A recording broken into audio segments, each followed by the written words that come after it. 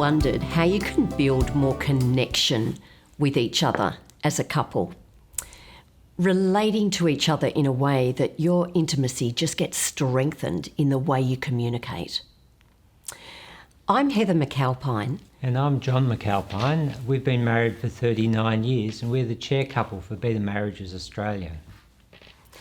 Better Marriages Australia is an organisation where we just love to share ways of fostering connection in our marriages. We do that with other couples, but we start with our own marriage first. You know, so often our lives can be like running on a treadmill. We're just going helter-skelter so fast and we just can't keep on that machine. And it's like that in our lives too. Or maybe sometimes you might think about juggling so many balls at once that you're just dropping all of them and you're not getting anywhere in life with all those balls in the air. We're time poor, whether it's with our jobs and the demandingness of that, our children in different phases of their lives and all the activities that involves, supporting them and activities that we're involved with as a couple, whether it be community or church and then there's all the technology distractions and the social media presence that some of us really want to have. And all these things can be good, but unless we plan time together to actually be intentional, it's not going to happen. We may attempt to keep the connection between us by trying to look at, let's plan date nights and make sure that happens. Or even instead of going to the gym separately, to actually walk together and share our lives that way in our time poorness. But being intentional takes effort. It takes time and creativity, a sense of humour, and obviously the desire to make it happen. Something that's really worked for Heather and I over the years is something we call couch time. We actually make a time, we sit together on the couch, we try and limit the distractions, we try and get the children occupied, we try and turn off our... As hard as that was sometimes. As hard as that was. Trying to turn off our devices and have an uninterrupted time together, just catching up with each other. Another term for that is couple dialogue, or we like to call it knee-to-knee time.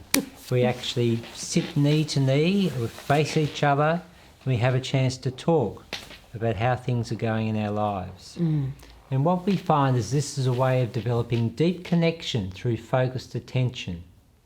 And it's a really powerful way that we can keep our marriage vibrant and strong through all the changes of life. And what was lovely, that our children pretty soon got the idea that there was mummy and daddy time for them not to interrupt. And our adult daughter, as she got older, actually realised and said to us, look, I really appreciate it. I watched this as I was growing up, and I really appreciated the fact that you prioritised spending time together.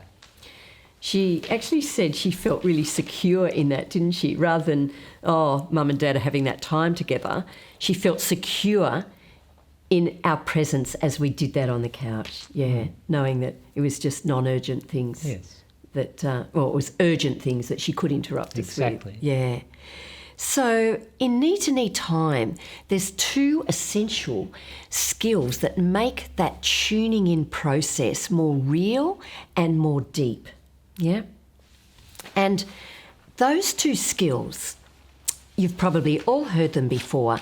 The first one is active listening, or you may know it as reflective listening.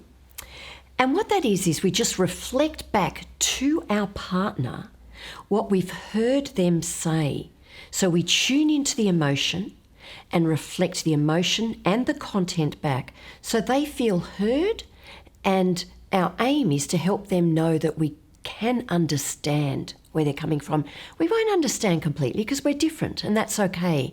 But it's tuning in so that we can acknowledge what they have said and reflect that back in a way that helps them feel understood. And the second skill in this knee-to-knee time is the person who's speaking to state their message clearly and cleanly, and we call them I messages. We say, I feel this way. about the particular problem that you want to discuss. And that way, the speaker owns their emotion. They take responsibility for it rather than coming across with a you message like I'm attacking you or making you out to be the problem. I'm not blaming you if I'm using an I message. I'm taking responsibility for my feeling. So throughout the videos that you'll be seeing, we'll see couples demonstrating some of the different ways that we can connect with each other. And couples will actually share the benefit that these ways of connecting have been in their relationships. And we want you to look out for active listening and I messages as we watch these coming videos.